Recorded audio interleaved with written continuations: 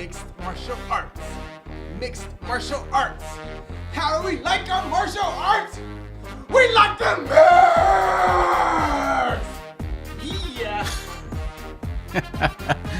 Yes, it's International Fight Week, which means Casey has more energy, more pep in his step for this big card International Fight Week. All sorts of fun going on in the combat sports world, including 2 big title fights tomorrow night at T-Mobile Arena. We have the vacant lightweight title fight between Ilia Topuria and Charles Oliveira in the main event. And right before that, flyweight title on the line, Alexandre Pantoja defending against Kai Kara-France. We're here to talk about those 2 fights and all things UFC 317 right here on our preview show. Thank you for joining us. I am Mike Heck.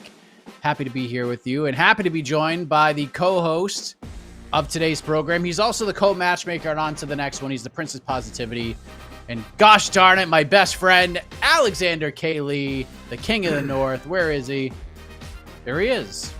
What is his face? I thought we'd be a little more excited. I don't know. I was trying to bring, I don't know, I was going for something different. Was that bad? Like, was that awkward?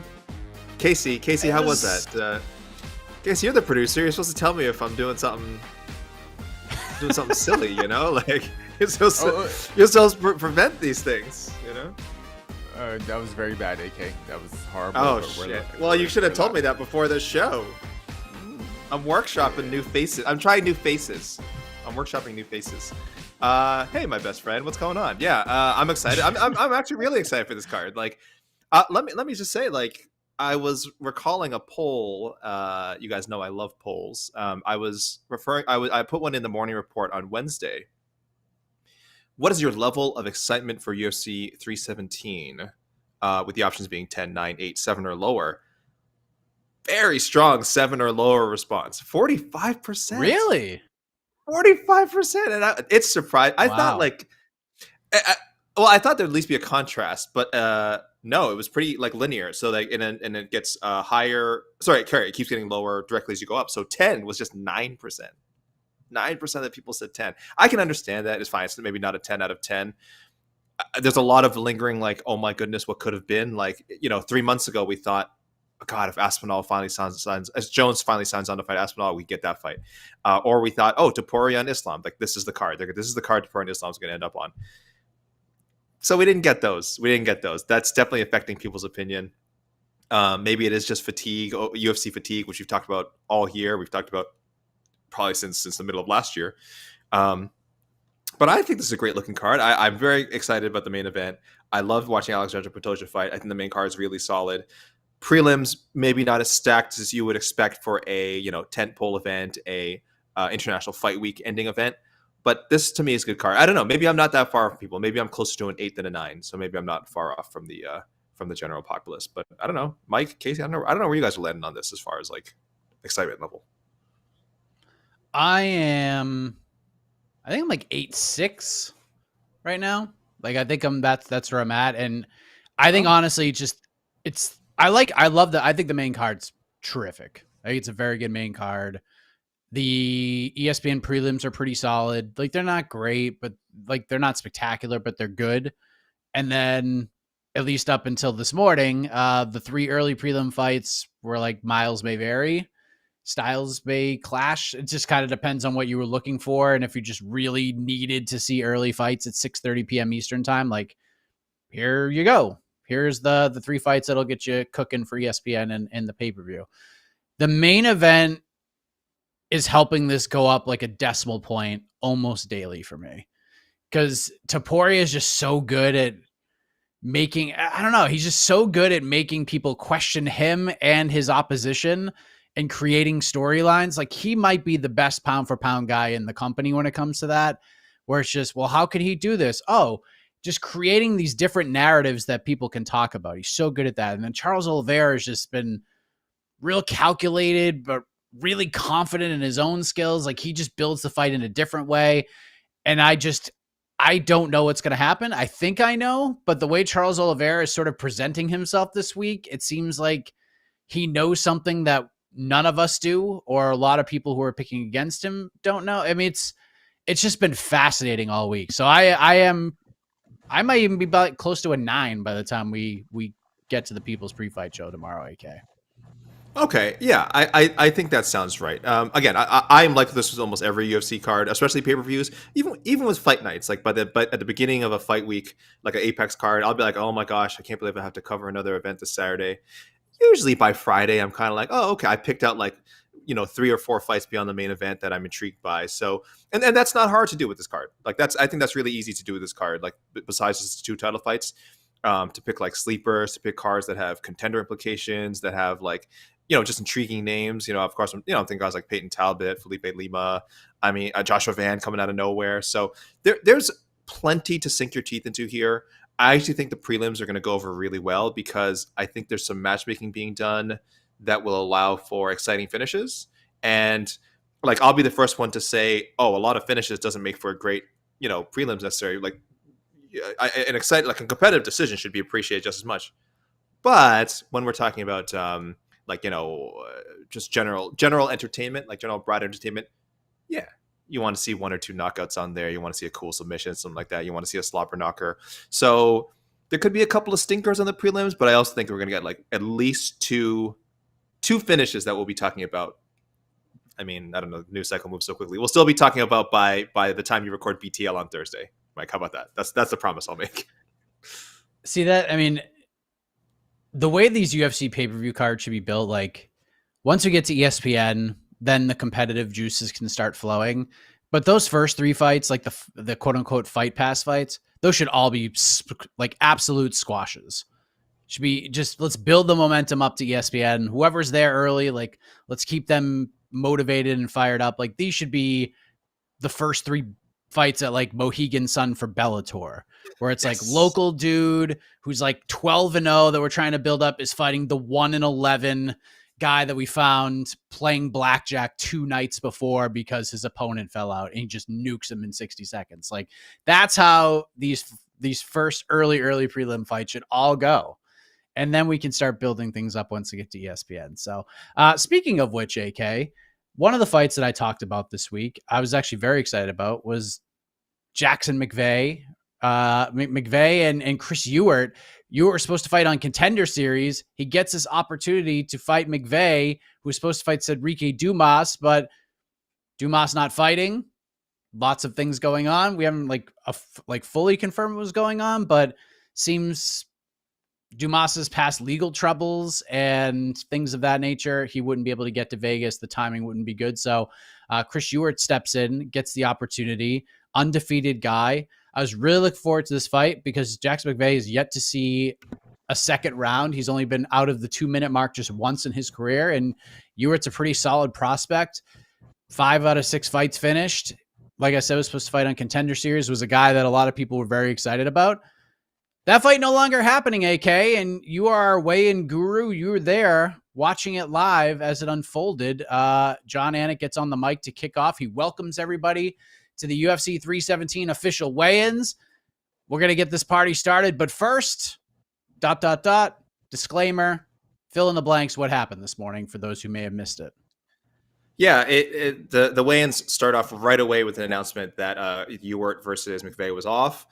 They said it was weight cutting issues. I don't remember if they said the exact issue at the time. I know it was on the UFC's official weigh-in show later that they said Uert was at 10 pounds over the limit, so the bout was canceled, and that Uert is no longer part of the UFC. And again, he only got signed less than a week ago, again, as a replacement for Dumas. So very strange situation. I like you said, Mike, disappointing, because this could have been, I think, a real chance for these 2 guys to impress, right?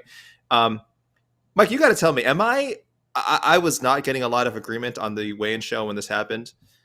Am I is my heart bleeding too much for Chris Uert? Because I thought, like, yes, I always agree when people say you shouldn't sign up for a fight unless you can make weight. Very true, very true. His team it's their job to keep track of this. If they thought their guy couldn't make it, they shouldn't have signed the contract. I understand. At the same time, I just think for a lot of fighters, they don't know when the opportunity is going to come again, right? So you have to jump on it, and maybe that's irresponsible. Maybe that's not fair to the fans. Maybe that's not fair to Jackson McVeigh. I don't know, right? If they knew there was a chance they couldn't make it, maybe it's being very, very selfish. But in this business, you kind of have to be selfish. So I understand people being upset with Uert, and just like he's going to be a meme forever now. It's going to take him at least like a year for people to say, oh, to not say like, oh, he's the guy who missed weight by 10 pounds, got cut by the UFC before he even fought. And like, I just think that's so harsh. I think that's so unfair. If he didn't jump on the short notice opportunity, who knows? Maybe he wouldn't. I think he was supposed to fight a Contender Series, though, right? Like there was some opportunity in August, coming along. In August. He had a fight. He was set. But if I'm a fighter and I get the option between getting signed to the UFC and having to go through Contender Series, I'm just going to skip Contender Series. I'm going to jump on the opportunity. So again, it's possible I'm being way too sympathetic in this case. Maybe you should have known better, but I'm also just criticizing the UFC for like throwing this fight together on such short notice in the first place. Why? I know we want to help Jackson McVeigh for sure. He trained for this day for Saturday. I get it, but like, he lost his opponent who he shouldn't have been booked against in the first place. I don't know why they keep giving Dumas fights. It's ridiculous. He lost two. No. But here's the thing, though. He lost two opponents he shouldn't have been booked against. Because Dumas, he shouldn't have been booked against. Dumas should not even be in the UFC, dude. This is all insane. I know. It's terrible. It's terrible. I feel bad for Jackson McVeigh. I just think he was put in this terrible situation where like there was always this chance that this fight was going to drop out. They said they announced they are going to try and book him again as soon as possible, which is good. There's a lot of cards that are on the road, not at the Apex for the next few weeks. So if they can get him in there, I hope not at the Apex. I hope he gets a fight in front of a crowd. But I do put some blame on the company. That would make so much sense. I put some blame on the company and the matchmakers as well, man. Like people can hate on Chris Uert all they want. It's true, irresponsible, a little selfish for sure. But like, guys, like, why is this even happening? Why is this situation even possible? So I don't know. I may have been too sympathetic. Yeah, I mean, I'm a little torn on the situation, honestly, AK. Because again, from just like so many conversations I've had over the years when it comes to these fighters getting these opportunities. The first question that is literally asked before we even talk about opponent and date and all that is, where's your weight at? Can you make this weight? Like that's the first conversation that happens. And then from there it goes to, okay, we have this opportunity for this, this, and this. Can he make the weight?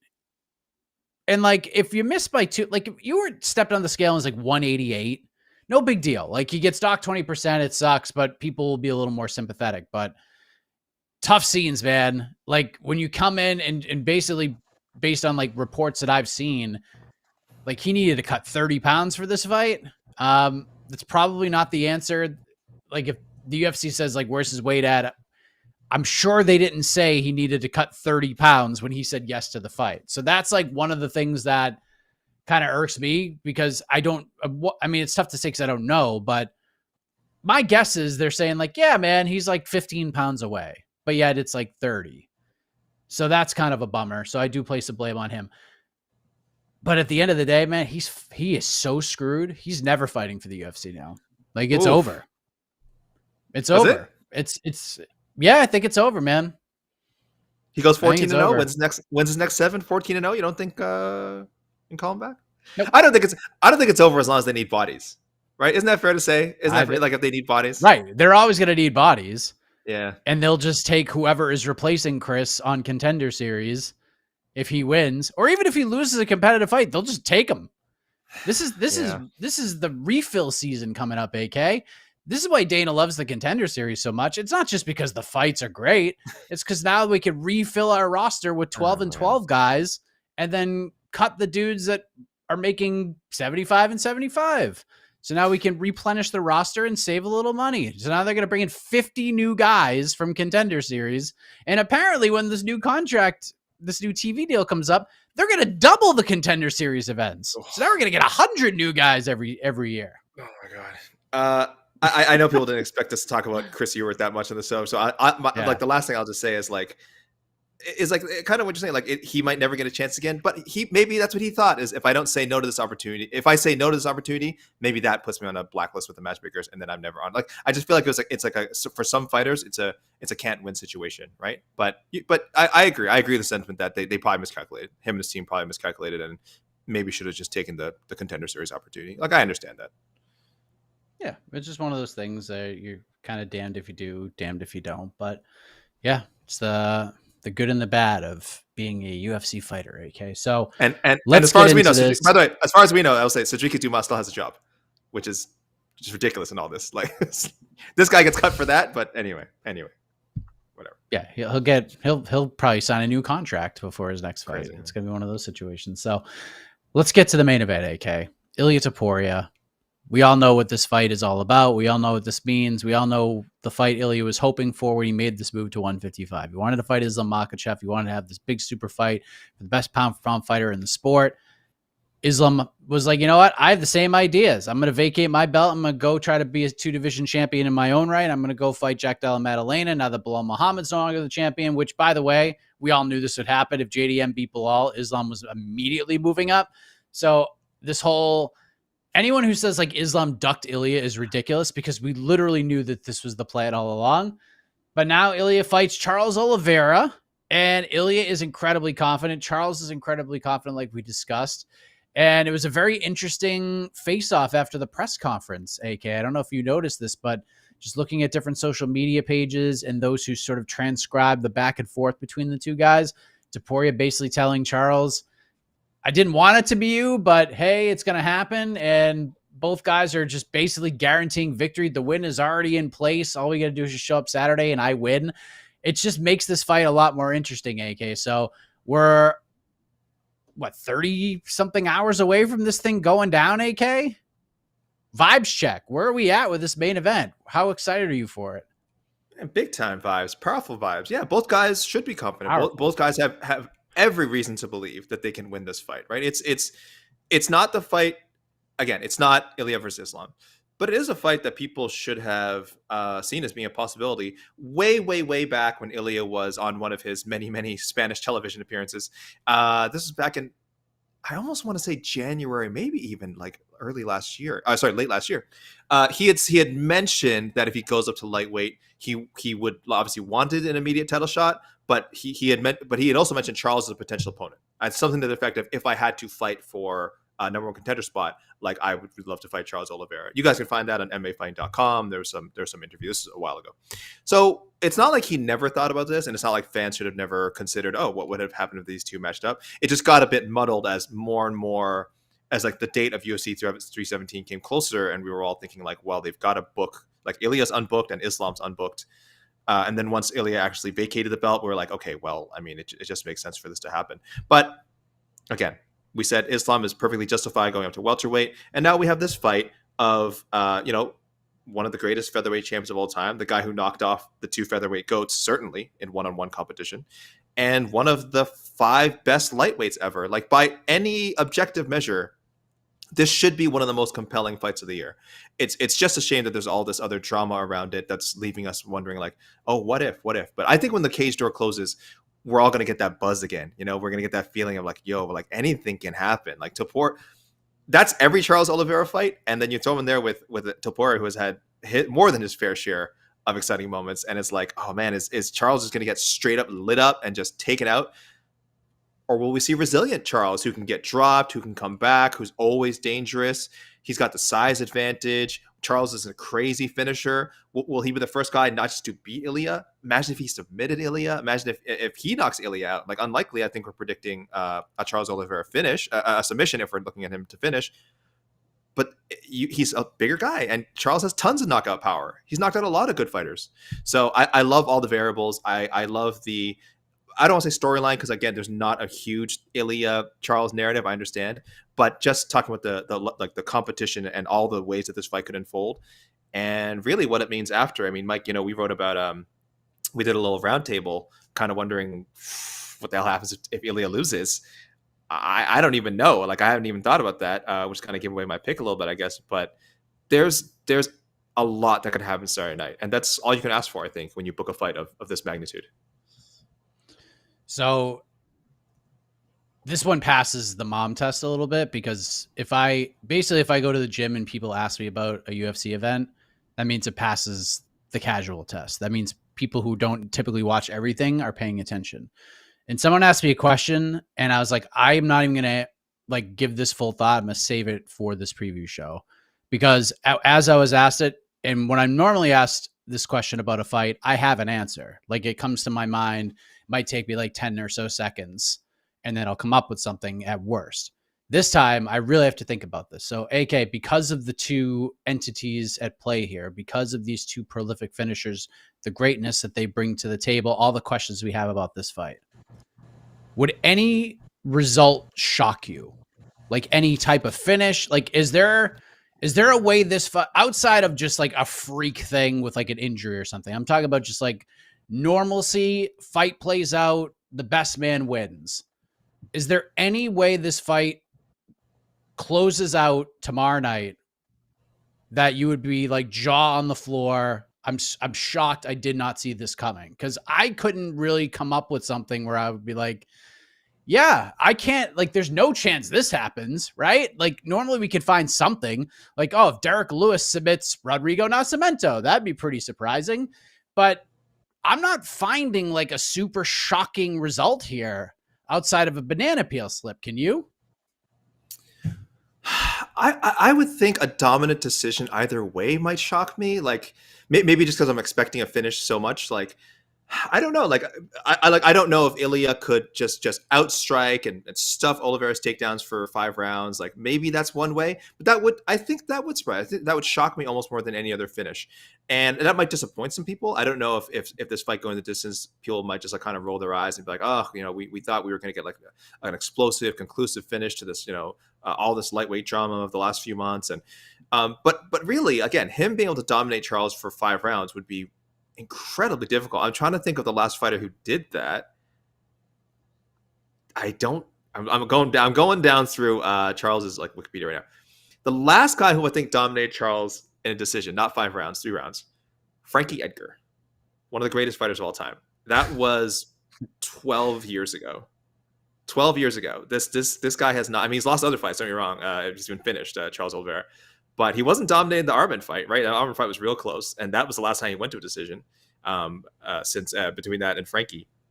So yeah, I think if Ilia just put on this like super sharp technical performance and just shut Charles down and was like never in danger at all for 5 rounds, that would amaze me. Because I think even if you're picking Ilia to win, you think like Charles is going to put some heat on him. Right, Charles might get a takedown somewhere. Charles might get a submission attempt in there. Charles might land some power shots at some point. Like Charles is just a constant threat. One of the greatest finishers in MMA history. So if Ilia could like 50-40 for him and just walk out unscathed, I almost think no way. That's just because there's no way he pulls that off. But if he did, holy crap! Like I'd be almost more impressed than like a big knockout or even if he submitted Oliveira himself. So that would like end up on the list somewhere. But even then, like if Ilia just goes out and masterclasses a decision, like I don't think I'd be like stunned by that. The only way, like I guess the two I'd be, and not again, I don't think any result would I'd be like, oh, there's no chance this happens. One would be the reverse, AK. If Charles Oliveira does to Ilia Topuria what he did to Michael Chandler, essentially, and just neutralize him and 10-8 him a couple rounds and does it for 25 minutes. And Ilia is not competitive in any way, shape, or form, and Charles just rinses him for 25 minutes.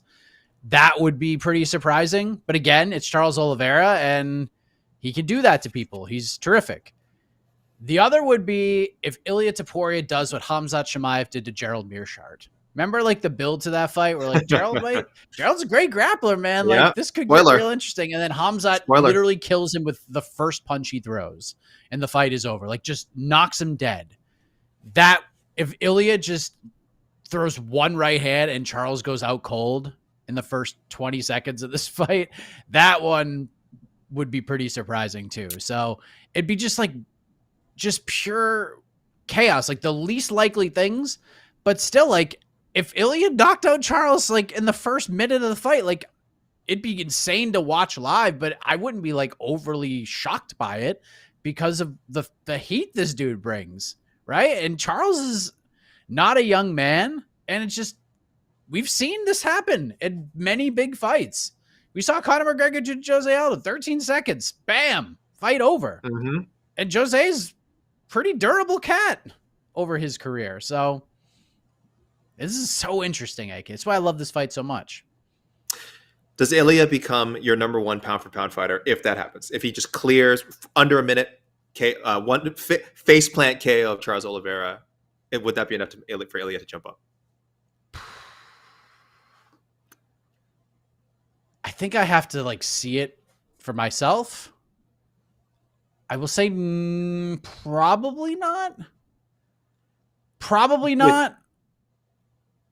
With any kind of win, any kind of Topuria win, does he become number one if later this, like not right away, but let's say you kept him at 2 or whatever spot you have him, let's say you kept him there. Let's say Islam later loses to JDM in like a competitive fight, loses a decision to JDM or something. Then would you say, okay, I'm waiting to see the result of that, and then Ilia would jump him if he's victorious and Islam isn't? Yeah, it's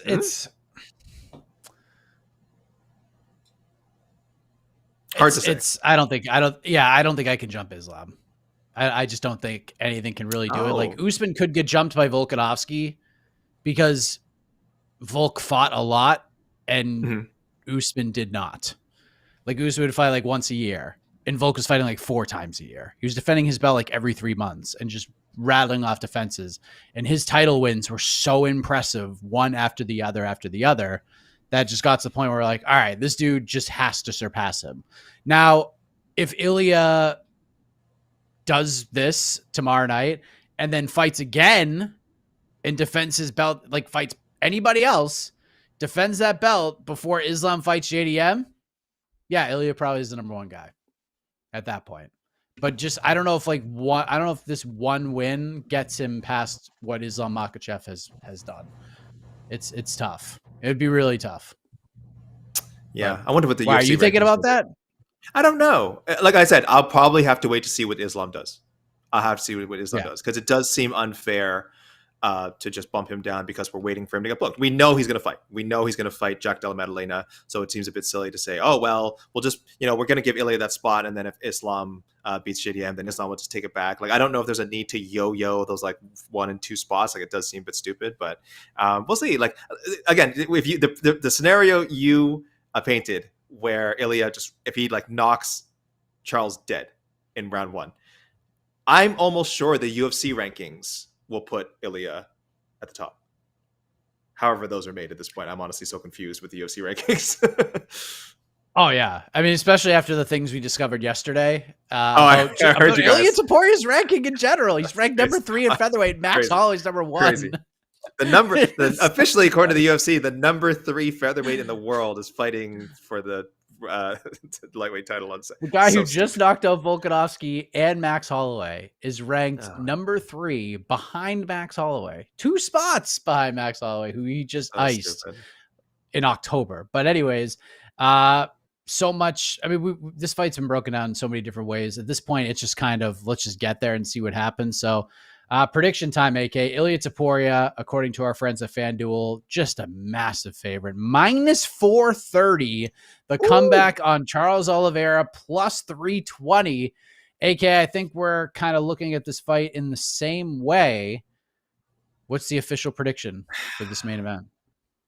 Mike, I think we were looking at it the same way more earlier this week. I think because I'm a huge Charles Oliveira guy, and I was big on like maybe Ilia's biting off more than he can chew. The size definitely matters.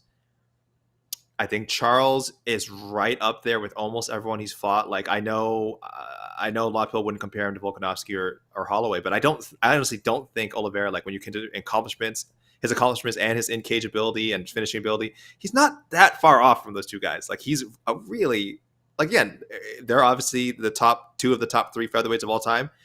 I think Charles is one of the top 5 lightweights of all time, and that's like the deepest division in the history of MMA. So it's comparable. So I was leaning towards wanting to pick Charles, but man, I just cannot get over the idea of the fact that Charles gets hit a lot.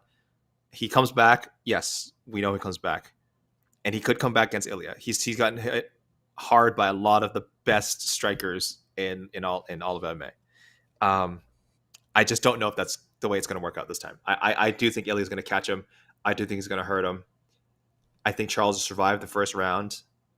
I think Ilia's going to stay focused. I think he's going to just be like machine calm, not waste any energy hunting for the finish in round 1, even if he hurts Charles. and then round 2 just seals the deal. I think he's just put away in round 2. So I'm going Topuria by knockout. So I've broken this fight down so many different ways in my head. And today, a whole different scenario came into my brain. Oh my goodness. And I said to myself, this is it. Like, this is what I'm going to say. And this is what I'm going to believe the rest of the way. Because I saw it so vividly during the drive to the gym this morning. I was like, how is this going to play out? And then I realized this is going to be a full circle moment on Saturday. Here's what I mean by that. When Charles Oliveira became the lightweight champion, he did so for the vacant lightweight title. There was no champion at the time. This is for the vacant belt. He fights Michael Chandler. Everyone thinks Charles Oliveira is just going to beat Michael Chandler. And then Michael Chandler hurts Charles Oliveira real bad. We're thinking to ourselves, oh my God, Michael Chandler is about to become the UFC lightweight champion. And then he does the dumb thing where he jumps on top of Charles instead of like letting him back up and go for the kill, go for the finish and all of that. Round 2 starts. Charles nukes Michael Chandler, becomes the lightweight champion, and this incredible journey begins with Charles Oliveira being champion. Now Charles Oliveira's dream is going to end in the same exact way, where Charles Oliveira is going to hurt Ilia Topuria real bad in round 1. He is going to drop Ilia. He's going to hurt him. He is going to be seconds away from finishing this fight. The referee is going to make a terrific call and allow this fight to go on. We're going to go to round 2 thinking, wow, Charles Oliveira just 10-8'd Ilia Topuria in round 1, or at least having the discussion. Jed will probably score to 10-7 because that's how he scores fights. But in the end, Ilia's going to get his wits about him, and then he's going to knock out Charles Oliveira in round 2. And new Ilia Topuria, 2-division champion. And then he's going to go fight Paddy Pimblett in his first title defense, and it's going to be massive. It's going to be huge. But I think Ilia's going to get hurt in this fight. I don't think this is going to be like one-way traffic. But either way, I'm with you in like all scenarios that I've sort of come up with thinking about this fight and watching tape, is that Charles is going to have a moment, maybe a couple, but Ilia is going to put his fist on Charles Oliveira's chin at some point in this fight. 25 minutes is a long time. And when he does, he's gonna knock him out. It's going to happen at some point. He's going to finish him. So Ilia's the pick. Round 2 KO, but a little more dramatic than your choice, AK. That's what I'm going with. Full circle, almost exactly the way Charles won the belt. He's going to lose the belt, or lose his chance to become a 2-time champ.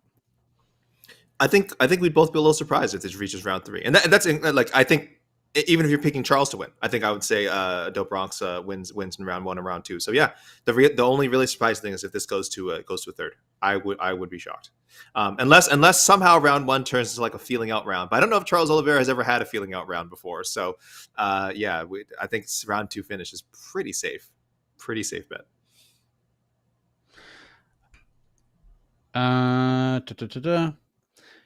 So I just got a message from Chris Uert's management team. Okay. A little bit of a statement. Quote, people don't understand how much we tried, and we started the cut at 216 pounds. When we got to Vegas, we checked in at 216. So by today in the morning, we got to 195. We got the call Tuesday at 1:30 p.m. where we were just finished eating. That's where they're at, right? So that's pretty much what happened. It was a big weight cut. Right. He could not get under the 195 threshold. So there you have it. Yeah, that's fine. That's fine. It sounds bad. I'll tell people, like, I think they obviously could have tried to cut more. And if they got, I don't know, would people have forgiven him more if he got within like 3 or 4 pounds of it and just looked like an absolute like skeleton on there? I don't know. I'm assuming either his team or like the commissioner, someone made the call, right? Like 10 pounds, way too much. Just stop cutting. So he shouldn't. And again, it's their fault. He should not have been in that range in the first place. This morning should not have been 10 pounds over. But yeah, like it's not like he couldn't have cut more. It's just good that he didn't. It's good for everyone involved that I think someone drew the line and said, yeah, no. I'll give you my. Here's my biggest issue with this whole situation, and it is completely on the UFC. How come Miktabek Oralbai can just say, you know what, F it, I'm not cutting the lightweight, we're doing this at 165, or I'm not doing it. And then we can't do this with this fight? Like, it has no Jackson McVeigh versus Chris Uert has no implications on the rankings or title contention or nothing. This is literally the first fight of the entire card with two undefeated dudes who are finishers. The fight is going to end in an exciting finish. Who gives a shit if it happens officially at middleweight? Like, how come we can do it with Oral Bai and Tofik Basayev, but we can't do it with these two guys? Like, it's crazy to me. It's just nuts that we are so focused on this.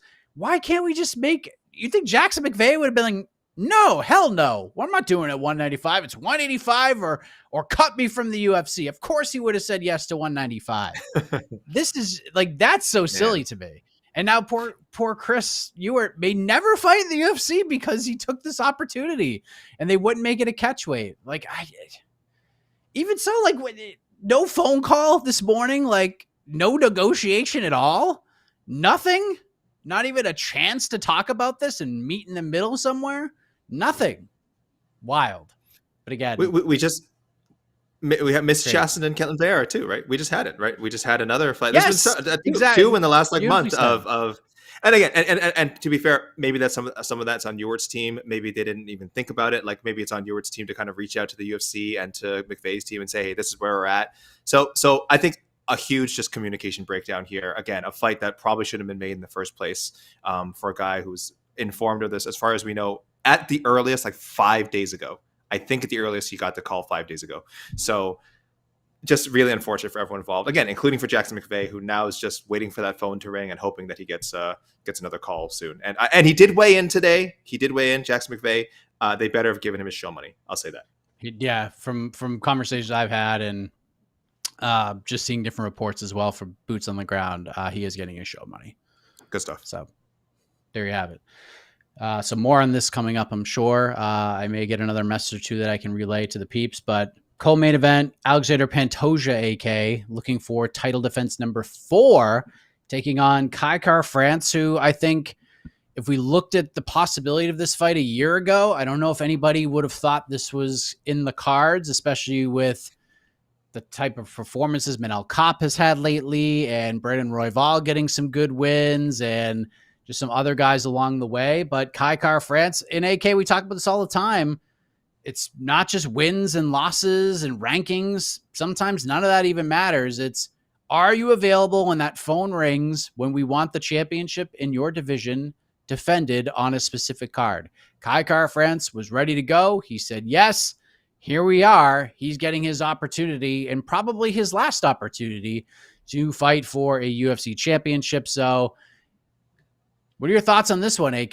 Flyweight belts on the line. Pantoja, probably the most underrated fighter in the UFC, for being honest. Dominant champion, but Kai Kara-France, big hitter. Where are we at with this one? Are we even allowed to be annoyed that like it was Kai Kara-France instead of Kopp, considering what happened to Kopp and that he didn't make it to this card? Like, I think can't anymore. No, we certainly can't.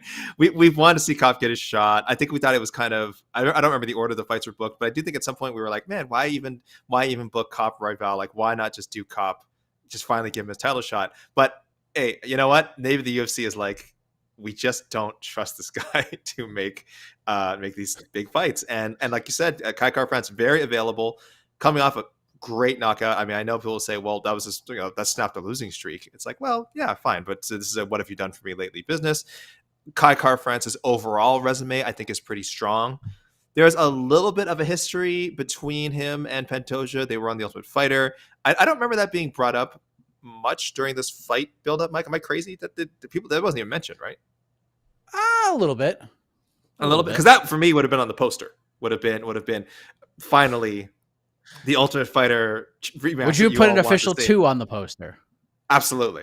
The 2 would have been the 2 would have been bigger than their heads. The 2 would have been in the middle, like 2, and then 317 in little letters at the bottom, so people know. And Mike, you're laughing, but people would have been like, "Oh yeah, 2," because they fought in the Ultimate Fighter, and we all remember that. Like everyone would be like, "Oh yes." Like I don't know, I don't know why they need to make it so big. We all knew this was a 2. But yeah, there's a little bit of a story there, and it just feels right for Kai because. The other loss that Kai had during the stretch was the Amir Albazi fight, which I was fine with. I didn't think it was a robbery, but a lot of people had Kai Kara-France winning that fight. So at worst, you can say Yeah, at worst, you can say, okay, he lost the interim title fight to Brandon Moreno. Other than that, man, the guys look damn good. Yes, he has losses to other contenders, sure, but he's kind of what fans are always asking for in a contender, right? He's got a bit of personality. He's got knockout power. He's got that quote unquote puncher's chance. If Pantoja wants to turn this to a striking battle, man, it's just going to be a 5-round banger with these two guys just brutalizing each other. So, yeah, you could rank other contenders above him, but this is the fight business, man. We're just looking for entertaining fights, and like you said, Mike, whoever's available, who's the most enthusiastic guy up, and that is definitely Kai Car-France, who's been looking for this opportunity forever. So, love this co-main event so much. Yeah, it's a very interesting fight. Really into it. Kai. I mean, again, Kai is such a hitter, man. He hits so hard, and I know Pantoja has one of those like Holloway-esque chins where you could just hit this guy with a baseball bat across the face, and he's just like, "Oh, cool! I'll just take you down and finish you." Just the kind of guy he is. But just he's getting up there in age. A lot of miles on him. A lot of fights. I just wonder, it's gonna happen at some point where that chin gets cracked, and that durability, at least a chip of it, goes away a little bit. So, is it tomorrow? We shall find out, because currently, AK, Alexandre Pantoja, the -245 favorite. I gotta be honest with you, I thought this line would be a little higher. Come back on Kai Car-France +194. Does Pants make it 4 title defenses, AK, or does Kai go out there and put another belt in CKB's trophy case? Damn, man. You're right. The thing with Pantoja, every fight we're asking, is this the one where not his luck, his durability runs out, where he can't quite find that extra gear he keeps finding against guys, that has made him be such a successful champion. I thought Brandon Royval would be the guy a couple of fights ago, and then we got a little bit of a disappointing performance there. I thought he lost to Brandon Moreno at UFC 290. So even if we get the best version of Pantoja, is this Kai's night? Is this Kai's night? I think people know I'm pretty conservative with my title fight picks, unless I'm just so all in on a contender. Like I'll say it now, when Jailton Almeida gets that title fight against Tom Aspinall, you guys better believe I'm Jailton all the way. But when you've had a guy like Pantoja who's so consistent and has just overcome similar challenges in the past, really, as Mike set up, you're really just banking on, oh, well, he's going to lose eventually, which to me is not convincing enough in this case. To me, I need to know a little bit more about like why people think Kai will be the one to crack him, to put him down. And I know I said Kai has great knockout power, and that's what makes it so intriguing. But I don't know if Pantoja is going to let him land that bomb shot. I think Pantoja is maybe just be a little bit smarter here and not get into any sort of brawls. There'll still be good exchanges, but not just like standing in the pocket and winging it, because that's absolutely the way anyone could lose their title. So I'm going to go Pantoja by submission, round 3. Let's land on that. Round 3, okay. I think it's going to end, I'll say Pants round 4. I don't know if it's going to be a TKO or a sub. He's just so smart, man. He's so well coached. His game plans are always spot on. And I think Kai's got to get him early if he's going to do this. And I just don't know if he's gonna. I don't think this is the one. I don't think this is the one where we're talking about the chin decline of Alexandre Pantoja. I think he knows what's coming. And I think really and truly the only way he loses this fight is if he doesn't get colded. Other than that, I think he wins. So Pants, round 4. I'll go sub as well.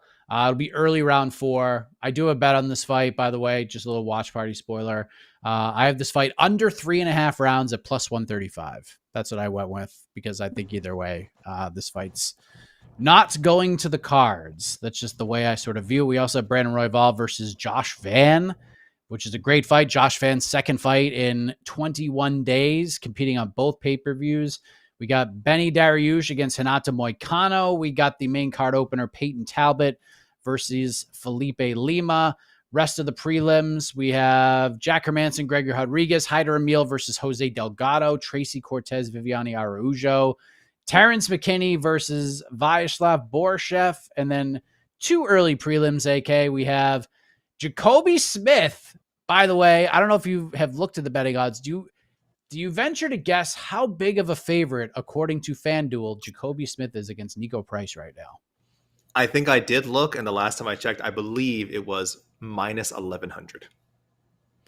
Well, you can take that number and you can multiply it by 2 and then add 300 to it. Plus minus 2,500 for Jacoby Smith. What? I believe, and I don't know this for 100% fact, he might be the biggest favorite in UFC history. Has to be. I'm trying to think, maybe Shauna Dobson and Agapova, but that was like minus. No, it wasn't that much. 1,200. Bo Nickel against Val Woodburn, I remember being ridiculous. The other one I can think of is when Alexander Romanov fought Chase Sherman. Remember, Chase was released by the UFC, and then like 3 days later, they're like, "Oh no, you're not released anymore. You get to fight Alexander Romanov on like 72 hours notice." They did give him an extra week because Chase got sick, but I think Romanov closes like a minus 20-something hundred for that fight as well, and then he clobbered him in the first round. So this is up there. Minus 2,500. My goodness. And what's the biggest number you can find for Nico? I'm looking plus 1,200. Plus 1,200.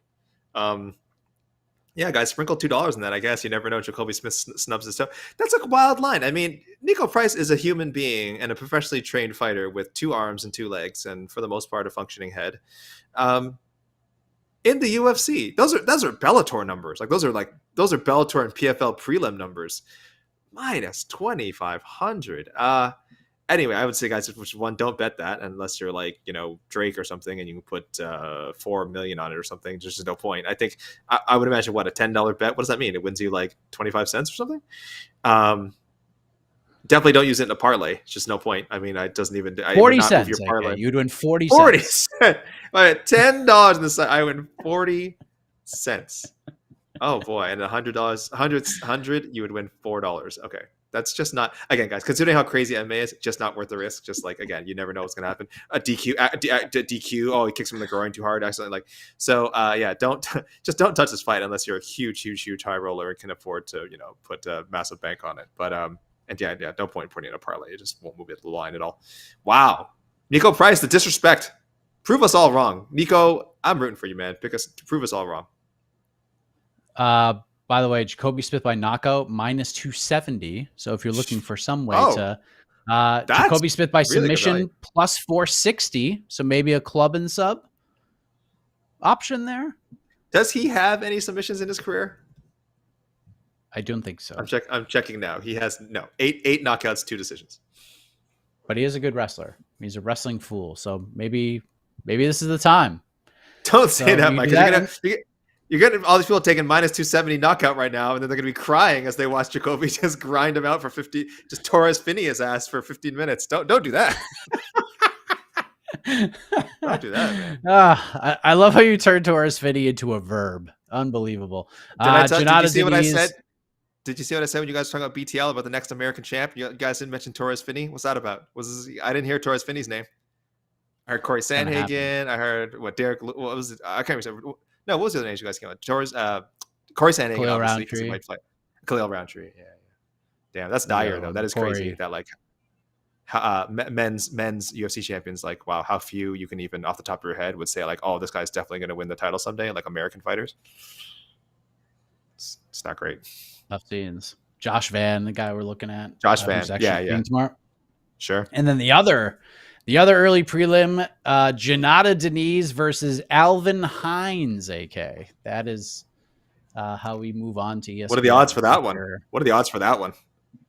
Janata Denise minus 325. Alvin Hines, I think, is the biggest mystery on this entire card. I've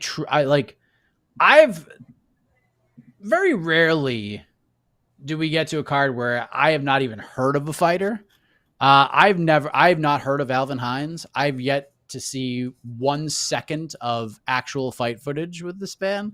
I just know he has like a fun nickname, and He's from Minnesota apparently, and that's literally it. I cannot find any fight footage on him whatsoever. Okay. I remember this now. He was I did include him in Miss Fist once. Oh, he had a really nice head kick. Okay. He had a really nice head kick at a LFA show.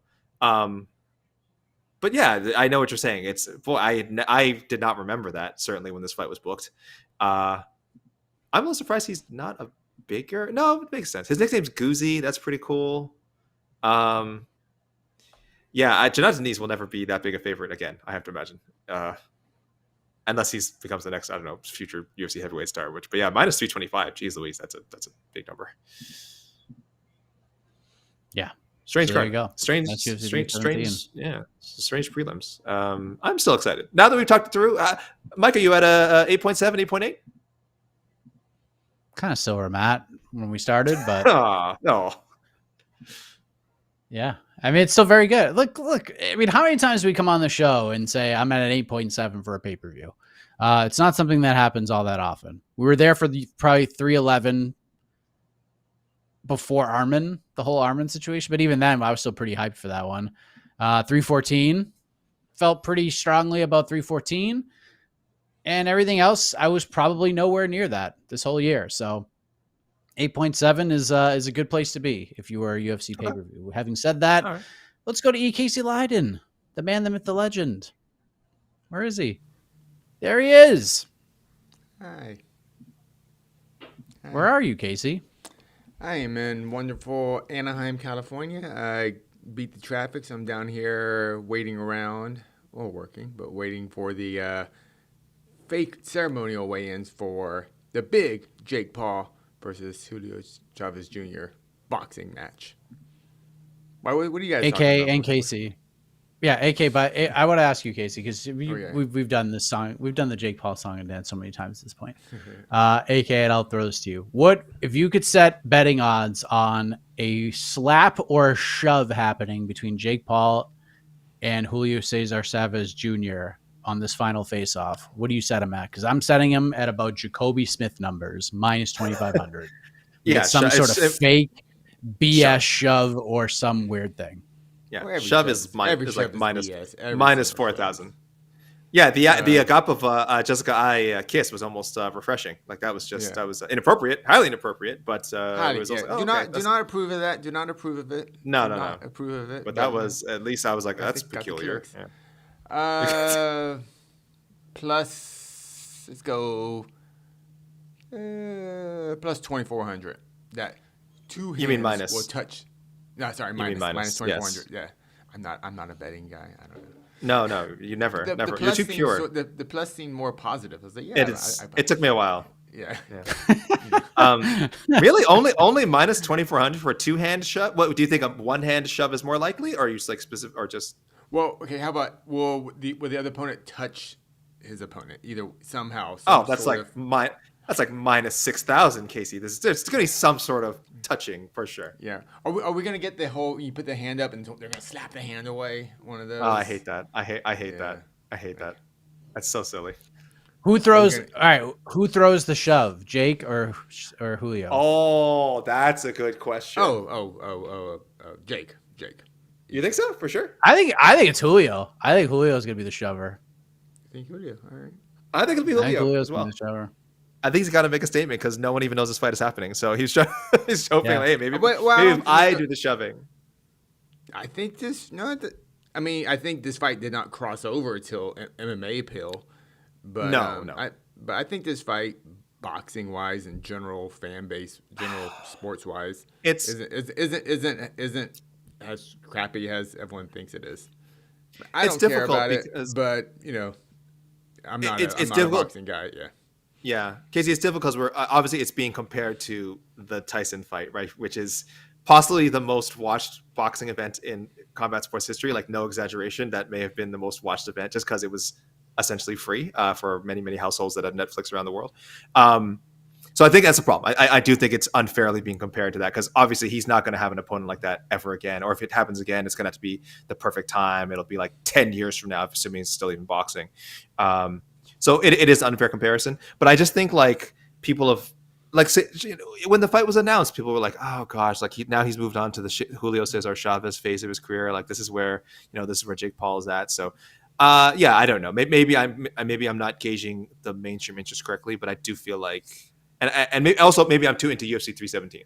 And that's the other thing. My mind is just totally on this event that I just didn't have space for another combat sports event. But I wonder how many other people feel the same way. I don't know. Yeah. I mean, has 317 crossed over into the boxing kind of fan base at all? Hell no. No. So I just think these are two independent But I things think going on. But I would say obviously among this isn't as big as 317, but I don't think this is a dud. I don't think this is necessarily a dud pay-per-view that MMA fans are trying to sell it as. But obviously it's not a big pay-per-view. It's just it's pay-per-view, and I think honestly, in like comparatively to other like Jake Paul fight cards, like you take the main event out of it, like this is like there's some good fights on this card. Oh like, yeah, really the actual card competitive is fights. Yeah, I think if you're the main event is not competitive because Jake is gonna win, and that's that. But like it's just a silly way to end the night. But like the rest of the card's pretty good, like just good solid matchmaking. So you are gonna get some high level boxing on this card for sure. Yep. And then there's some MMA appeal as well with Jake against MMA, Holly Holm boxing, which is kind of cool. We'll see. So we'll see how it goes. Yeah. Last question before on we the go to prelims. On the prelims. Well, yeah, you gotta get people to buy that pay-per-view. Yeah, on the featured prelim, the last free fight before you gotta pay money. Right. So they're trying to get people. Which leads me to my last question. We'll never know, but we could probably take educated guesses. Which fight card sells more pay-per-views, UFC 317 or Jake Paul versus Julio Cesar Chavez Jr.? So, do you know how much the boxing pay-per-view is? Just kind of curious. I haven't looked into it. I'll look it up right now as you guys ponder. There's no way it's $80. If it's around the I think it's I bet it's like $60. That'd be my guess. I think we wrote it up. Cheaper. Yeah, I'm seeing it. I'm getting 60. $59.99. Okay, so it's $30 cheaper. I think 317 still a sell more. I think so too. I think the thing with the Paul Chavez fight is, who is this fight for? Like, I just don't understand who this fight is for. If it's for the influencer crowd, like, I don't know if they're as invested in this, like you said, because this is like with some of the MMA, like the freakier fights, like kind of the weirder fights. And there's no other influencers on the card, right? This is like the only influencer. I know he's not just an influencer boxer anymore. I get it. Like, he's advanced beyond that, but so I don't know if it's for them. It's not for older legitimate boxing events. Certainly for legitimate for boxing fans, to people who actually follow the sport and follow prospects, not just the Crawfords and Canelos, And I think I'm assuming the Mexican fan base, but I can't really speak for them, so I honestly don't know. I'm just kind of I go where they send me. I know. Listen. I see you are going with the mentality of wherever wherever Casey Leiden is, the people go. I think that's the problem. I think you have that in your head. Like, listen, I'm part of the show. I'm where the party's at, and that's fair. I mean, it is true. It has historically been true. I just worry in that case, Casey, that I'm not blaming you. I think maybe your draw might not be enough here. I just don't know who this fight is for, because I don't think traditional boxing fans want to see Jake Paul fight ever. So I'm not entirely sure. I'm not sure. This is for hardcores.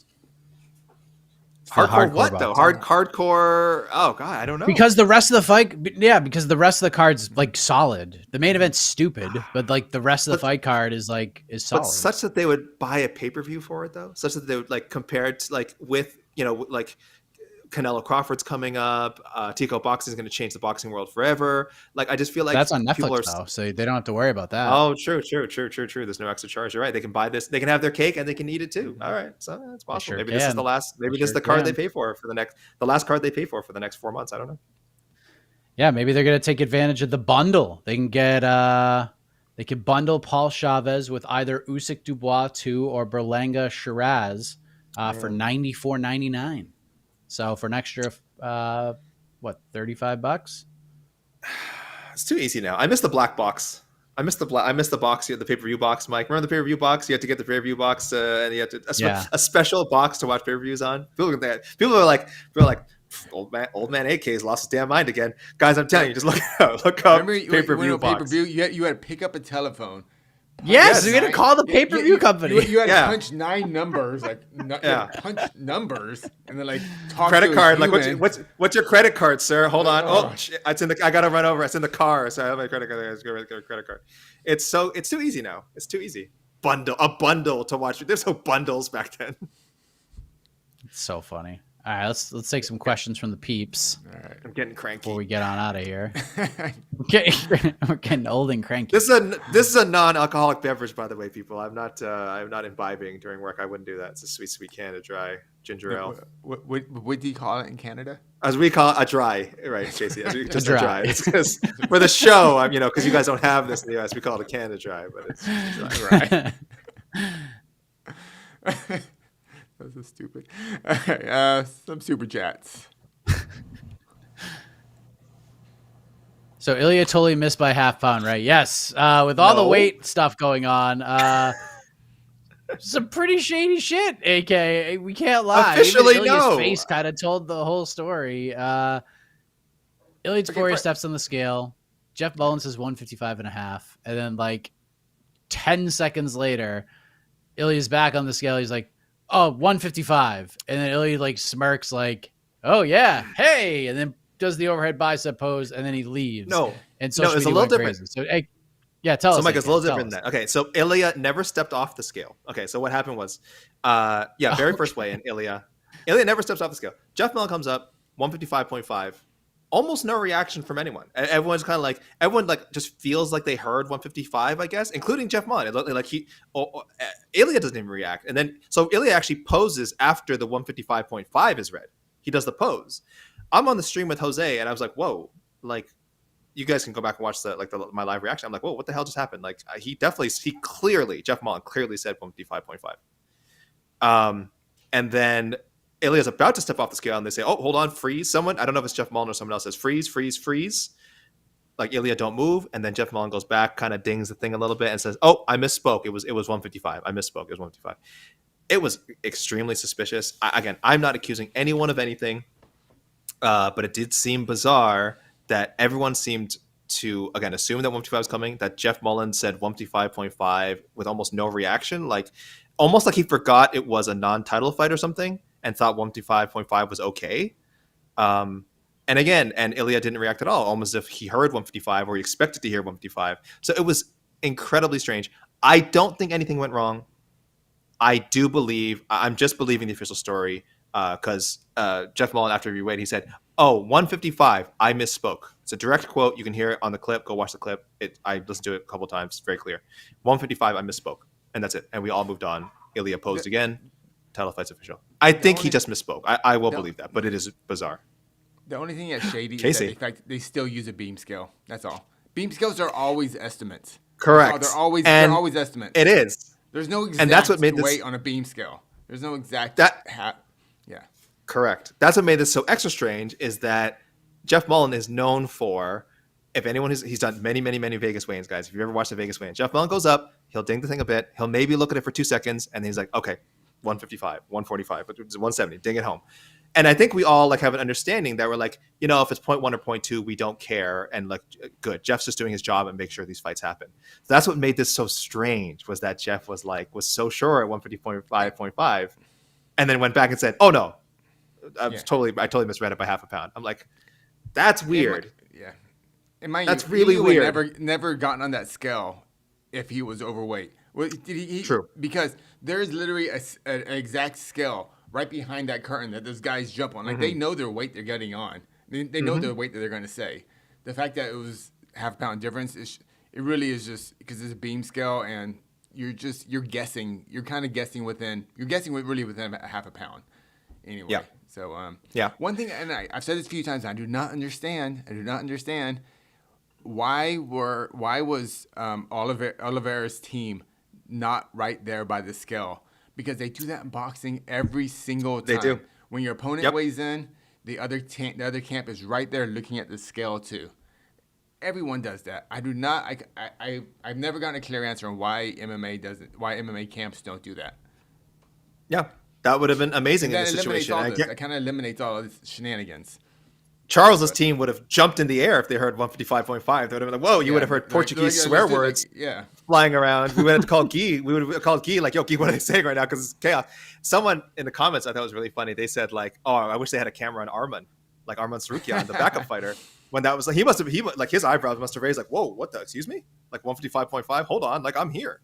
And he did weigh in later. Arman later weighed in successfully. So again, let's not officially.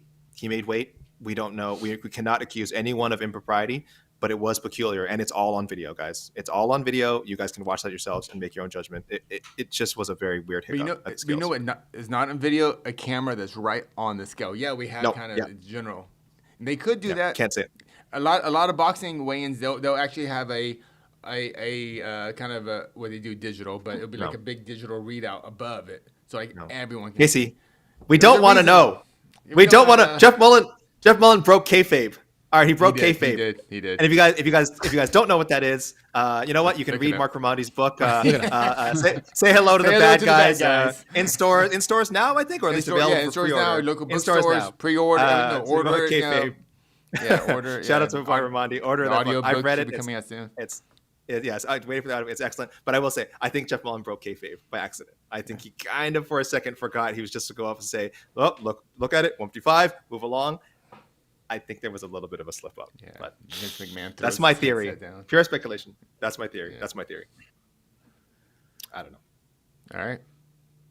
What else you got? Super chat from our good friend Spencer.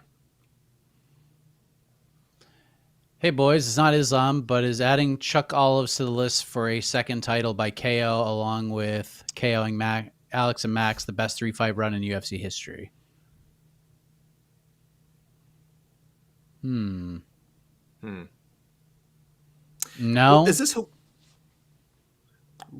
it can't be, right? Because we had said that's what happened. Like, this question was raised a while ago when the possibility of fighting Islam came up, right? We said like, wow, Max, Volk, Islam would be the craziest, right? Like, I think that's, or were we talking about something else? Were we talking about DDP instead? Were we saying like if DDP, anyway, I can't remember now. Is it the best? No, it won't be number one. But is it like? But I mean, but does it deserve consideration among the best? I think so. KOing I think so. three Hall of Famers Yep. back to back in championship fights. It's among the best. That's right there. Has to be. That's right there. Yeah. I mean, It's up there. It's up there. I wouldn't argue against it either. Probably not for me, but you can sell me on it. I mean, I'm going to do it John tomorrow. Jones. Oh, John Jones. I think John Jones is better. Which Bader, Shogun, Rampage, Machida. Like at that time in 2011, Ooh, I mean, come on. Like that was sick, dude. That was. Shogun, What do you mean, nah? I just don't think that was.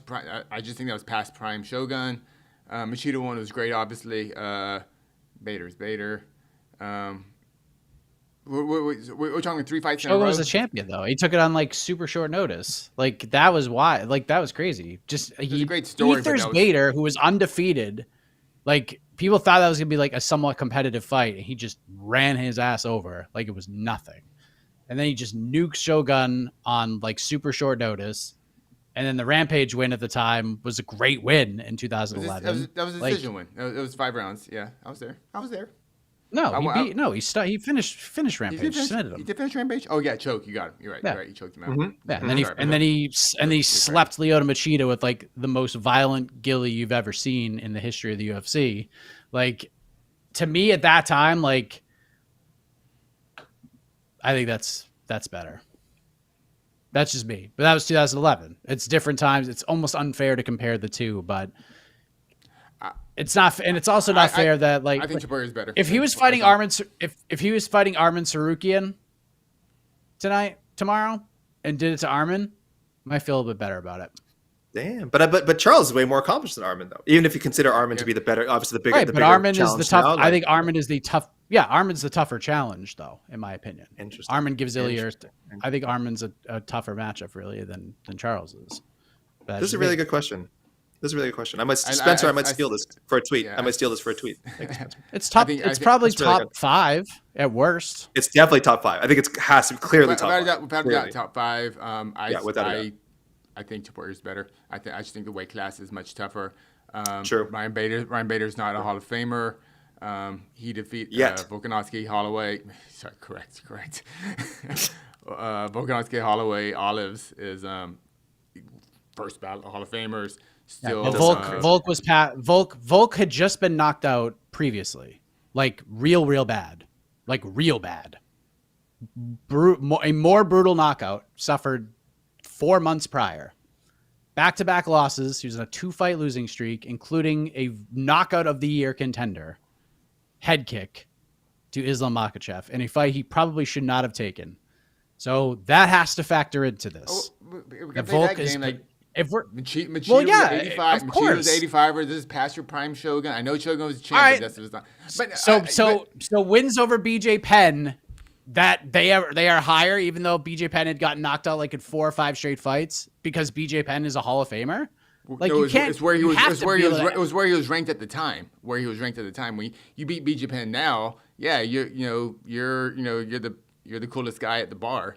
Right, but Volk also lost 2 in a row and was previously brutally knocked out. So that has to factor into the conversation. Lost champion, but they were championship fights. Right. He didn't beat Volk- the best Volk was- Volkanovski. He didn't. I know, but Pretty I'm much still unanimously, saying- I'm everyone still felt saying like, all right, those Volk's are- still I good, still but he's think on that's the better. I back still think nine. that's better. Max We're also argu- on the we're- back nine. We're arguing, but what are we arguing about? Like, is John Joe's run slightly better than Topuria's run, or is Topuria's run slightly better? I mean, we're not really arguing very much. It's just like, okay, they're both freaking great runs, and we can sell with diminished losses and wins if we want. Obviously, John's run was incredible. I think Ilia's run is incredible too. He still has to do it tomorrow night, though. We're still talking with an assumption that he wins big tomorrow too. That's all. I'd like to submit. How about this run? Arn Arlovsky, Robelis to Spain, Ryan Spann, Sergey Spivak, and soon to be maybe 2 fights from now, Tom Aspinall. I'm just saying. We could be in the middle of the greatest 6-fight run in history. While we're on the topic, you're just skipping over Sergey Pavlovich Shout altogether. Huh? I'm so sorry. Literally forgot that fight was just happening. counting this as a win. Okay. So Sergey Spivak, Sergey Pavlovich, and then Tom Aspinall. Waldo Cortez, Salsa Boy, I see you. I'm just saying. I see you. Oh, I wanted to chime in real quick on an earlier conversation you had. If Topuria wins big tomorrow, dominant finish, where we be pound for pound, I will move him in front of Islam. Number 1. It's a big gift though. He has to win. He has to win big tomorrow. I assume Not a Ilia is competitive number one, but he's number 2 on your list, right, Casey? He might be 2 or 3. Check right now. I actually don't know. Well, who would you have above him? Maybe. I think I Pantoja at 3. Oh yes. Okay. I have you have Volk Pantoja. at 2. No, Casey. You have Topuria 4. I have Topuria 4. Okay. You have Merab and Pantoja above him, so he's jumping up 3 spots in your rankings if he wins. Jumping up a weight class is a big thing for me.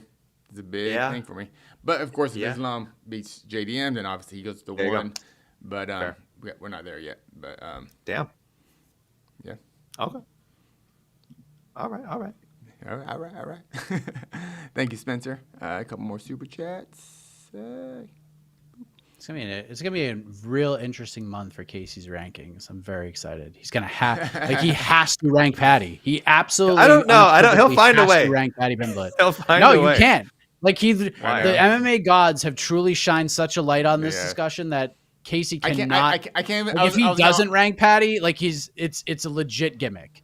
Like Casey believed Patty wasn't there, but now with all the movement and guys retiring and all that, like he has. If he doesn't rank Patty, then people are just like, all right, you're being a hater. Although I respect the gimmick so much. And I even if Patty wins the belt and you still don't rank him, I think that'd be tremendously fun. Is there a path for Moicano Dariush to get a title shot at 36 years old each? I don't see it. I'm sorry. I don't mean to laugh, but I think you know my answer to this question. Could Moicano and Dariush get to a title fight in the UFC? I would say based on my laughter, kind of, and I'm not laughing at you. 0 chance. This is like a 0 chance that either of these guys gets title fight. I never say 0, but this is about as close to 0 as you can get. Like Moicano, there's a reason he jumped on that UFC 311 opportunity, man, because he kind of knew that was maybe the only way he was ever going to fight for the lightweight title. Maybe if he had beaten Beneil that same night, and maybe if he got another fight after. But those are both maybes. He could have beaten Beneil, beaten another top 10 guy, and still not gotten a title shot. So, yeah, I think Moicano, the ship has sailed, and Dariush just. We've talked a lot about how What's Moicano's last 3 fights, real quick? I don't have Tapology in front of me. What's his last 3 fights, Moicano? So Islam obviously. Rahudi bludgeoned before. He whooped someone before that. Turner before? BSD. Jalen, and he's finished Jalen. Jalen Turner with the "I knocked you out, but I'm gonna walk away," even though I didn't knock him out. And then he ended up getting finished by Moicano in the next round, UFC 300. Yeah, that was the fight before. I mean, if Moicano, if Moicano beats Dariush convincingly tomorrow, then was he still top 7, top 8 ranked, right? Sure. Where would he be? I don't think Moicano. I kind of say Dariush is out of the running, but I'm still there with Moicano. I mean, he's obviously, the age is, dude. The whole his rant at the press conference to me was just so good yesterday. The whole like. I'm old. I'm more balding than you. I'm the old. It was just great. I think Moicano's still got a shot. He just has to win. I don't think he'll win those, but I think there's a path. If Moicano was a bantamweight, he would get there.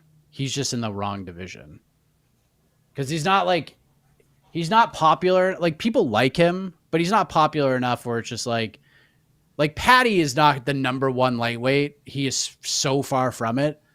But like Patty is so over right now that if Ilia wins, we already could see the poster being made that they're going to go Ilia versus Patty like immediately.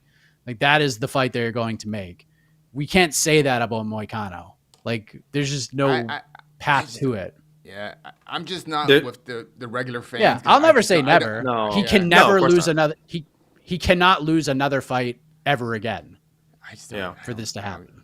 Yeah, like here's you think if he loses tomorrow, he still can get a title fight? Moicano? Yeah. If he loses to Dariush tomorrow, he has to win. He has to win. He the has rest to of win. His career. Okay. Yeah, he has to. Oh yes, yeah. He's Ric Flair. He's Ric Flair. And he's got to win them all. I mean, just because his age, mostly his age. But like, look at the names. Look at the names ahead of him. Like I think Sarukyan. I don't know if he's back in the good grace of the UFC, but at least was picked as a backup. So he made championship weight and made the championship. He certainly weight. did. Really, I think. Listen, I don't think fingers crossed. That's talked about enough. I don't think that's talked about enough. The fact that Arman made championship weight for a fight that 99% chance he was not even going to have, but he still made the weight. So I think I'm hoping that gives him the next title shot. It should because he's proven he's made the weight. So that's all. It should. But he's one guy ahead of Moicano. I think Gaethje's going to get a title shot again at some point. I think he's ahead of Moicano. If Holloway knocks out Dustin Poirier, he's definitely getting a rematch. And even if Ilia's a champion, even if Ilia's the champion, they'll run that. They'll do it. Run it back at lightweight. They'll be happy to book that one again. And then you have Mauricio Hufri's coming up. He's going to pass. He's going to pass Moicano at some point. Yeah, it's just I just don't know if Hanada can get in there. Yeah, there's a lot of names. It's such a tough division. Yeah, there's guys outside the top 15 that I would pick to beat Moicano right now. Really? Right, interesting. Yep. Okay. Not a believer. I'd pick Orobai to beat him. I'd pick. Borobai's he's the 165er. We know that. He's the Kevin Lee weight class. That's true. But he has made 155 at one point. I don't think Alvarez is ranked right now. I would pick Joel Alvarez to beat Moicano right now. Man, no Moicano love here. I love Moicano. I think Moicano is a tremendous overachiever. Like his personality is terrific. I can listen to that guy talk for hours, and he is a ranked guy in this division, in the best division in the toughest division in all of sports. Renato Moicano is one of the 10 best in it. Like that's awesome. Like hold your head up high. He's just not one of the 5 best at it. And that, too, is okay. He's doing it. Look at how he's building up this fight with Beneil Dariush. Up until, 2 days ago, people were just like, ugh. This fight's happening. I love the fight, by the way. Yeah, But the way these two have been building it up, like it's made it so much more fun. Like they put such a great spin on it. And that's fine. Like Moicano could just keep fighting dudes like this, and it's tremendously fun. Who was and he it supposed to becomes fight? a talking point. Who was he supposed to fight when they pulled him to fight Makhachev? Who was his original Benny. opponent? Dariush. Oh, Benny. it was Benny. Dariush, Okay, yeah. thank you. Sorry, it was Benny. So Dariush made weight and then had to watch his opponent go fight for the title, and then he didn't get to fight. Poor Benny, man. God, he could have fought for the belt. Like he could have. Man, I wish. And I like Beneil Dariush so much too. Like he's one of the nicest people in the sport. I got to do a submission radio with him. It was just him, I, and Dennis, and it was so much fun. Like that was the longest I've had the chance to talk to Dariush. And it's just like, man, I really wish we could rewind to UFC 280 after he beat Mateusz Gamrot and he got the microphone in his hand. And I really wish he said something better than what he said. Instead of saying, "Oh, I don't care. I'll beat 10 more guys in a row before I get a title fight." It's just like infamous. Why? Infamous. We knew it. That post-fight show, we knew it. That you just dug your own grave, son. Now you're never fighting for the belt, and it's tough. He thought the But UFC was be a good fight. By the way, spoiler alert, and this is not me hating on Moicano. I am picking Beneil Dariush to win this fight. In a good one. In a good fight. Very competitive. I can't wait for the fight. I'm super excited about it. Yeah, I don't know why people are hating. I just think Moicano is going to struggle against Dariush because, like, when Moicano can out-grapple you, he'll just, like, he's a monster. Like, that dude is an absolute beast. But Dariush can grapple his ass off, and that takes away, like, a huge advantage for Moicano in a fight like this. So it's gonna be a good one. Like, it's, if you're a fan of like scrambles and, you know, not hockey fight style MMA, but like lots of movement and technique, you're gonna really enjoy this fight. Like, it's just gonna be a great, like Casey, like it's gonna be one of those events that Casey will be like, I have to go back and rewatch this one. Like, that's the first fight you'll pick because of like the technique and everything you could see in this fight. It's just gonna be high level, just fun stuff, like how-to kind of a fight. I'm very, very much looking forward to it. Yeah, I do like that fight a lot. Thank you, WW Media. A few more super chats before we get out of here.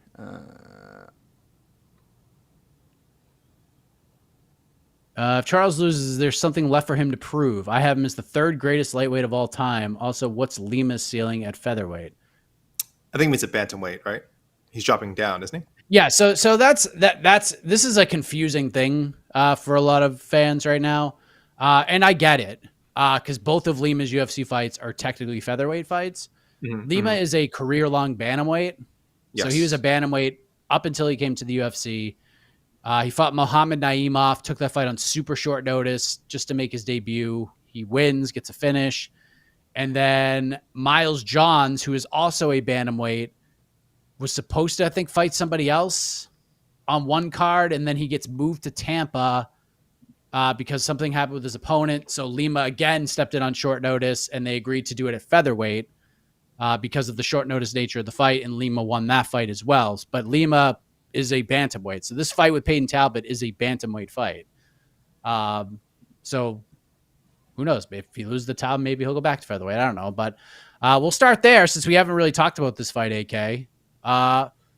Felipe Lima fighting Peyton Talbot. Stunning, head-scratching matchmaking, in my opinion. And I love this fight. This is one of my favorite fights on the card because of why I'm scratching my head. I thought for sure the UFC would bring in a guy who is like 1-4 in his last 5 on the regional scene for Peyton Talbot to fight just to get him back on track. But they didn't do that here, AK. They threw him in there with one of the best prospects in the game right now in Felipe Lima. Thoughts on the matchup, and what do you think his ceiling is at 135 pounds? Yeah, I'm also surprised because I think his ceiling is like UFC champion. I think this guy is that good. He's been fighting Wow, very okay. high level. Wow. He's been fighting very high level competition even before coming to the UFC. Like Octagon is no joke. Like I don't mean anytime soon. By the way, I'm talking about like this could happen like 3 years from now. I'm not saying like, oh, he'll win the title next year. I'm saying this is a guy who I think will hang around long enough in the UFC and eventually go on a run and become champion. Not necessarily soon. This is not a Peyton Talbot, like they're giving him a veteran guy. He's 3 months older than Peyton Talbot, I think, and a lot more experienced, at least as far as high level competition goes. So this is such a strange matchup to me. Obviously, I'm not picking Lima to beat like Merab. I think this is like in a post Merab world. Should Merab like move up or just like retire? That's the world I think where Felipe Lima will eventually becomes champion. But yeah, he's got all the skills for it, man. He's not near his finished form yet. But what you saw in his first 2 UFC fights are like a glimpse at his talent, and he looked great in those 2 fights. He is saying, yes, obviously he's a bantamweight, as Mike mentioned. Like, so you didn't even see the best version of him. Like him fighting at featherweight is not his ideal weight class. Like I'm sure it was fun not to have to cut that weight. But a lot of fighters will tell you like the reason they don't go up to like another weight is just like it feels weird. It feels weird. You're carrying extra weight you're not comfortable with, and that's probably the circumstances he was in at 145. Maybe he gets older, and maybe his future is at 145. Who knows? I don't know. I don't know if he's having a difficult weight cut going in 135, but that is his weight class right now and has been for some time. So I'll be very optimistic and say his ceiling, like I would say this about a lot of fighters too, by the way. Like I think in today's UFC, there's a lot of guys who have a chance. If we're just talking like legit like ceiling, yeah, I think he has all the skills to be champion. I've seen nothing in Felipe Lima that says this guy can't one day become champion. But I mean, would he be like one of my top 5 picks right now of prospects to make it? Well, yes. Yes, but I would have other names in there. Let me put that. Yeah, he's not. Let me put it this way. He's not alone in the bantamweight division right now, as far as guys who I could see going on runs and 2-3 years from now becoming champion, for sure. So not soon, but his ceiling, yeah, I think it's that high. Are you picking him? I'm definitely picking him to beat Payne Talbot. Yeah, I like Payne Talbot, but okay. this is I don't like this matchup at all. It's Talbot that wanted this fight, right? Because from what I read, they couldn't find just couldn't find opponents for Lima, and Talbot basically just wanted to get in there because I'll take him. Yeah. So I know we're kind of questioning why the UFC make this, but it sounds like this is what Peyton wanted. I know, but you've got to protect these prospects from themselves sometimes. Of course, a lot of prospects are going to say, "Yeah, just put me back in there with a killer. I think I'm the best," and it's like that's great. And losing to Felipe Lima does not destroy Talbot's chances of ever becoming champion. Like I think if he loses to Lima, he's going to learn a lot. I bet you he learned a lot from the Barcelos loss, and if he loses on Saturday, he's going to learn a lot from the Felipe Lima loss too. So I don't think either guy is ruled out with a loss. Like this is again, neither guy is even near their prime yet. Not even near their prime, and they have a lot of learning to do, a lot of growing to do. So that's what makes this fight so intriguing for me, right? It's not necessarily that like, oh, I just want to see one guy destroy the other guy. It's that really, no matter who wins, you're gonna learn a lot, and I think we'll look back on this fight. I hope so. Anyway, like 5 years down the road, it's like, man, remember when like these 2 top 5 guys like fought in their like just early in their UFC careers? Like that was crazy, right? I hope that's how we look back on this. I feel that way too. Yeah, I think whoever loses this fight is just like, it sucks for that night, sucks for their bank account, but I think it's just a minor step back. But I do a bet on Talbot on this fight. Sure. I don't know if he's going to win, but I took the +3.5 with him. I think it's going to be like a 29. I do think Lima's going to win, but I think it's going to be like Talbot wins the first round and then Lima like squeaks out the next 2 kind of a thing, but it's gonna be a good fight. You're taking the points. And then you're taking the points. Taking the points. Give me the 3.5. 29-28 across the board. I win for either side, so I'll take that. So, and if Charles loses, real quick, anything left for him to prove? Gosh. So we're saying he can't pass Islam. In the case if he loses, like we're almost saying there's no way he'll pass Islam. He can't be number 1. He won't. Who do you guys have as your number 2? What, BJ? Prime BJ? Khabib. I'm sorry. I forgot about a guy named Khabib. I'm so sorry. I forgot about him. I forgot about John Jones. You retire and you essentially just leave my brain. I'm sorry. So Khabib Islam, number 1, Habib, Islam number 2. Islam, Khabib, and BJ are 1, 2, and 3. You can mix and match the order, but those are your top 3. Should pretty much unanimously. I'm with LSR. you could make a case for Charles. I wouldn't. I'm with you, Mike. I have BJ, of course, number 3. I get it. The further we get away from BJ's prime and the more bad BJ headlines we get, it's kind of like he's falling in the rankings by just like default, which sucks because in his prime, truly the greatest lightweight in the world. But yeah, it's hard. I could see people calling him 3. I guess the case is, I think what Elsar is kind of asking that is like, could he somehow definitively become the number 3? I think he could. I think if he hangs around long enough and gets a few wins over, like, again, this division is so deep. There's still a lot of great fights to be had, maybe a couple of rematches in there. Longevity matters to me. And certainly you could always say, well, listen, prime BJ would kill prime Charles any day. If you want to make that case, fine. But I do think there is something to be said about building up a body of work. And if let me look at Charles' numbers right now. Charles is at 23 UFC wins, tied for third most all time. Tied for third most UFC lightweight wins behind Cerrone and Miller. I mean, man, imagine if this guy fought like got 26, 27 wins. I don't think he'll reach 30. I think that's asking a lot. That's Jim Miller's aiming for. But 26, 27 wins would be a lot. He has stoppage records, submission records. He can make number 3. But it does depend on how long he can hang around. So I still say, yeah, there is stuff he can do. There are mountains to climb. The way I interpreted this question, Casey, is like, if he loses, like, should he keep? Not like when he asked, like, does he have anything left to prove? Is it like, should he just keep fighting? Like, what else is there left for him to do? He already has all these incredible accolades. He's the top 5 lightweight of all time. He was a UFC champion. Like, he did so much, has so many records. Like, is there anything saying like, oh yeah, this dude should just keep fighting? Like, he's got lots more to prove. So on that aspect, if he does lose to Ilia, what does one fight for at that point when you've accomplished the things that Charles has? I don't know. That's why it's a big fight for him. We talked a little bit BTL, like who has the most to lose on this card, and at first we were kind of like Topuria, but I really think it's actually Oliveira and Kai Kara-France have the most to lose on this card, because if either of those gentlemen lose tomorrow night, I highly doubt they're ever getting a title shot again. So yeah. That's why it's such a big fight for Oliveira. If he loses, then we're like, okay, he's obviously one of the greatest lightweights of all time. But he had his moment, and now he's just gonna be kind of, you got to beat Charles if you want to fight for the title type of guy. All right. Anything else? I think we're good, gentlemen.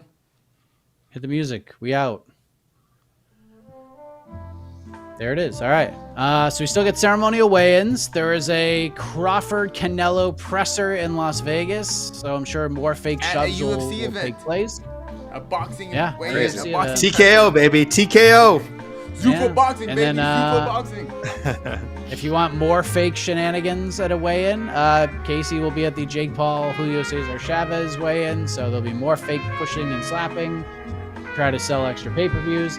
And then tomorrow, UFC 317, People's Pre-Fight Show, 5:45 p.m. Eastern Time. We'll get you wrapped and packed and ready. We'll have the watch party at Command Center. We'll be in Living Room 4.0 again for the watch party, where it's not 835 degrees. Jed will join me. We'll have a good time. We'll drink energy drinks. We'll shoot off the money cannons. Post-show, Jose's in Las Vegas. Casey will be in Anaheim for Paul Chavez. On to the next one on Sunday. So much going on, so stick with us at MMAfighting.com for all of your UFC 317 and Jake Paul, Julio Cesar Chavez Jr. needs. For Casey, for AK, I am Mike Heck. Thank you for watching. Enjoy the rest of your Fridays, everybody. Bye-bye.